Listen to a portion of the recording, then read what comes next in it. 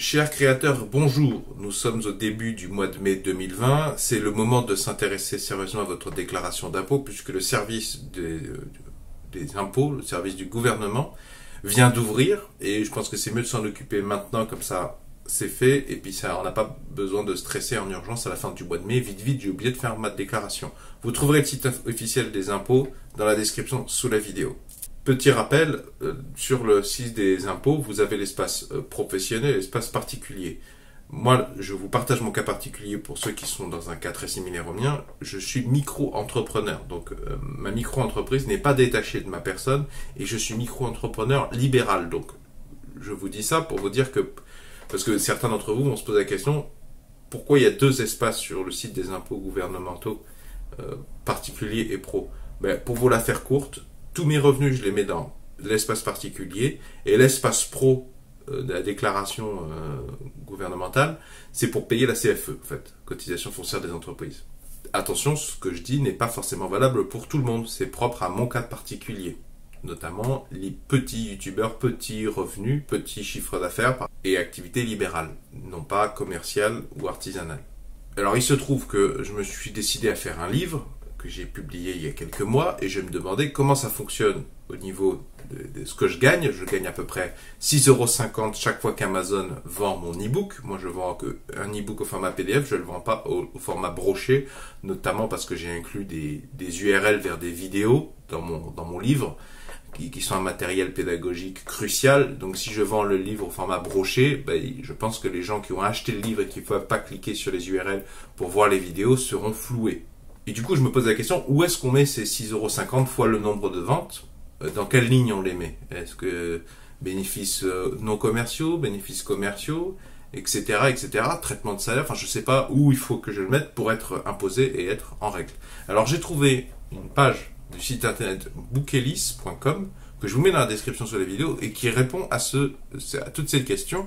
Donc je vais vous faire la lecture des articles les plus intéressants pour ceux qui sont comme moi dans mon cas de figure, qui viennent de larguer sur Amazon un e-book qu'ils vendent mal. Enfin moi je le vends relativement mal, on est au mois de mai 2020, j'en ai vendu 3. Voilà. En théorie, la tolérance des services fiscaux et sociaux est nulle. Les sommes concernées n'ont pas d'importance, que ce soit pour 100 € ou 10 000 €. Vous devez déclarer une activité et verser des cotisations sociales.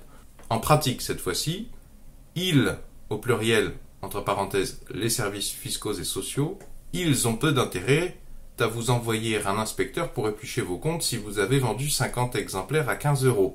L'inspecteur en question a mieux à faire et de plus gros poissons à attraper dans son filet. Si vous publiez juste votre livre pour voir ce que ça donne, pas de panique, vous pouvez attendre quelques temps pour aviser. Si les ventes sont faibles, vous pourrez ajouter les revenus perçus sur votre déclaration d'impôt sur le revenu.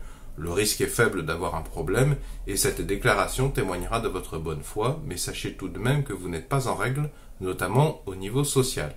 Donc, je me reconnais dans cette description. Moi, j'ai publié sur Amazon KDP pour voir ce que ça donne. Parti sur le préjugé que les gens auraient plus confiance en Amazon que si c'est moi qui leur vends directement avec mon pauvre site internet bricolé par le système des avis et puis le SAV Amazon qui est quand même, je trouve, très sérieux.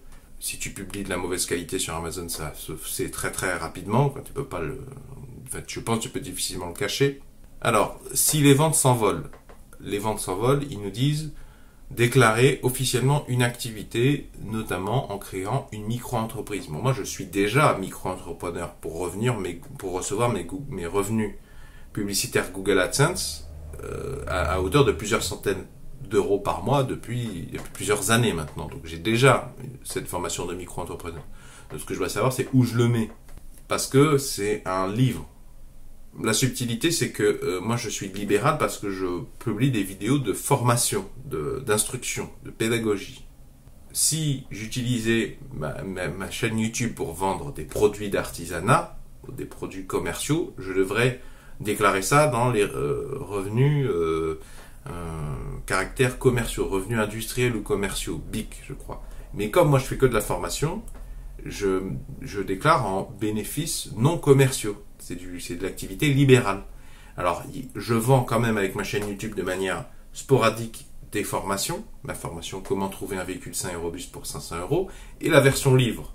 qui sont quand même des produits, surtout le livre. Ça ressemble quand même à du commerce. Mais exception faite, parce qu'en fait, la subtilité, c'est que c'est de la formation. Donc ça en parle d'ailleurs.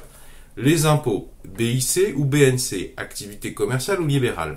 Une question fréquente des auteurs indépendants, faut-il déclarer les revenus des ventes en tant que BNC, bénéfices non commerciaux, ou BIC, bénéfices industriels et commerciaux?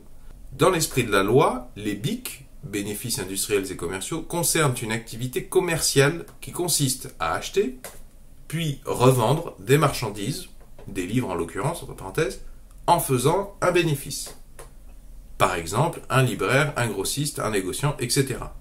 Les BNC, bénéfices non commerciaux, quant à eux, concernent une activité libérale, c'est-à-dire, ouvrez les guillemets, une profession dans laquelle l'activité intellectuelle joue le principal rôle et qui consiste en la pratique personnelle, en toute indépendance, d'une science ou d'un art. Elle exerce dans les domaines suivants, paramédical, juridique, technique, intellectuel. Fermez les guillemets, par exemple, une infirmière, un avocat, etc. Parmi les auteurs indépendants, les deux cas existent et sont tous deux acceptables. Toutefois, les BNC correspondent mieux à l'esprit du législateur français en matière de produits culturels.